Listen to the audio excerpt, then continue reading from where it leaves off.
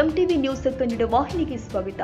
ಮುಂದಿನ 3-4 ದಿನಗಳ ಕಾಲ ಸಚಿವೆ ಲಕ್ಷ್ಮೀ ಹೆಬ್ಬಾಳ್ಕರ್ ಅವರಿಗೆ ಚಿಕಿತ್ಸೆ ಕೊಟ್ಟು ಬಳಿಕ ಡಿಸ್ಚಾರ್ಜ್ ಮಾಡ್ತೀವಿ ಅಂತ ಸಚಿವೆ ಲಕ್ಷ್ಮೀ ಹೆಬ್ಬಾಳ್ಕರ್ ಚಿಕಿತ್ಸೆ ನೀಡುತ್ತಾ ಇರುವ ವೈದ್ಯ ಡಾಕ್ಟರ್ ರವಿ ಪಾಟೀಲ್ ಹೇಳಿಕೆ ಕೊಟ್ಟಿದ್ದಾರೆ.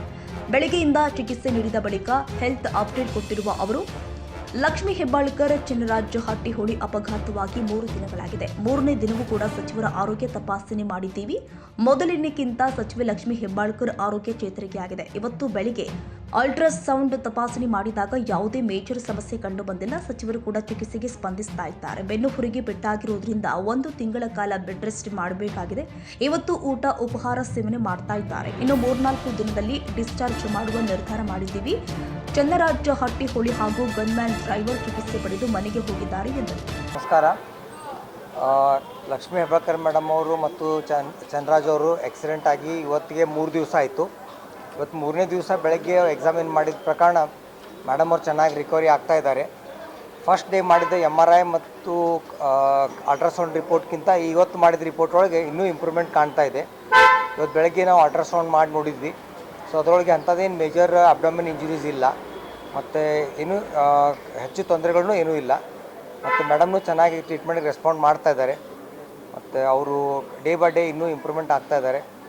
ಮೇಡಮ್ಗೆ ಬೆನ್ನು ಎಲುಬಿಗೆ ಪೆಟ್ಟಾಗಿರೋದ್ರ ಕಾರಣದಿಂದ ಮೇಡಮ್ ಅವ್ರಿಗೆ 1 ಮಂತ್ ಬೆಡ್ ರೆಸ್ಟ್ ಅಡ್ವೈಸ್ ಮಾಡಿದ್ದೀವಿ. ಮೇಡಮ್ ಅವ್ರು ಸ್ವತಃಗೆ ತಾವು ಕಾಟಲ್ಲಿ ಆ ಕಡೆ ಈ ಕಡೆ ಹೊರಳಾಡ್ತಾ ಇದ್ದಾರೆ ಇವಾಗ. ಮತ್ತು ಕಾಲುಗಳದೆಲ್ಲ ಚೆನ್ನಾಗಿ ಮೂಮೆಂಟ್ ಮಾಡ್ತಾ ಇದ್ದಾರೆ.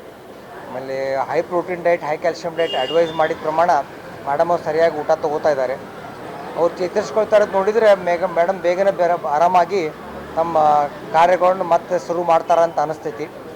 ಮತ್ತು ಈಗ ಇವತ್ತಿಂದ clinical examination plus ultrasound and other investigation report ಪ್ರಕಾರ ಮೇಡಮ್ ಇಂಪ್ರೂವ್ಮೆಂಟ್ ಚೆನ್ನಾಗಿರೋದ್ರಿಂದ ಇನ್ನೊಂದು 3ರಿಂದ 4 ದಿವಸ ಒಳಗೆ ನಾವು ಮೇಡಮ್ ಡಿಸ್ಚಾರ್ಜ್ ಮಾಡೋದನ್ನು ಡಿಸಿಷನ್ ತೊಗೊಂಡಿದ್ದೀವಿ.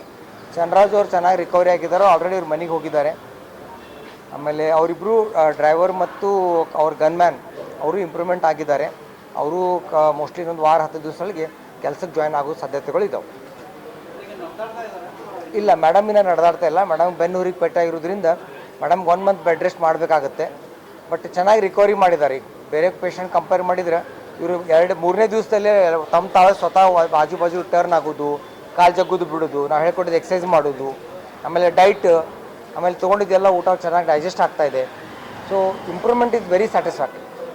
ಅದಕ್ಕೆ ಮೇಡಮ್ ಚೆನ್ನಾಗಿ ರೆಸ್ಪಾಂಡ್ ಮಾಡಿದ್ದಾರೆ. ಇನ್ನೊಂದು 3-4 ದಿವಸ ಮೇಡಮ್ನ ಡಿಸ್ಚಾರ್ಜ್ ಮಾಡ್ತೀವಿ. Okay, thank you.